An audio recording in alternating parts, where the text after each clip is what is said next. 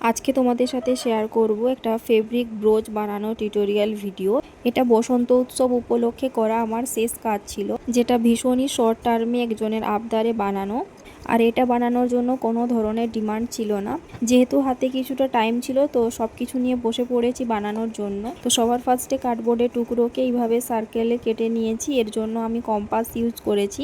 তারপরে ইয়েলো কালারের ফেব্রিক দিয়ে এইভাবে অ্যাটাচ করে দিয়েছি ফেভিকল গ্লুর সাহায্যে। এর সাইড বরাবর পম লেস ইউজ করেছি ব্যাক সাইড থেকে। এরপর সেম ফেব্রিক একটা সার্কেল কেটে নিয়েছি, তারপরে ব্যাক সাইডে গ্লুর সাহায্যে অ্যাটাচ করে দিয়েছি। তারপরে আমি এখানে পলাশ ফুল ড্র করেছি, এর জন্য আমি ফেভিক্রিলের অ্যাক্রিলিক কালার ইউজ করেছি।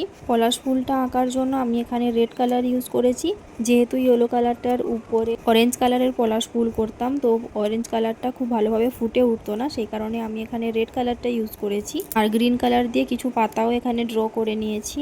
এখানে আমি যে সমস্ত প্রোডাক্টগুলো ইউজ করেছি প্রত্যেকটার লিঙ্ক কিন্তু তোমরা কমেন্ট বক্সে পেয়ে যাবে, যেখান থেকে তোমরা ইজিলি খুবই রিজনেবল প্রাইসে এগুলো পারচেস করতে পারবে এবং নিজেদের জন্য এত সুন্দর সুন্দর জুয়েলারিগুলো তোমরা ইজিলি বানিয়ে নিতে পারবে বাড়িতে।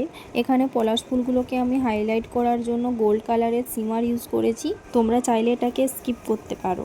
এরপরে যেহেতু এটা আমি ব্রোচ বানাবো, তো তার জন্য একটা সেফটি পিন নিয়েছি, যেটাকে ব্যাক সাইডে গ্লুর সাহায্যে অ্যাটাচ করেছি ঠিক এইভাবে প্লেস করে।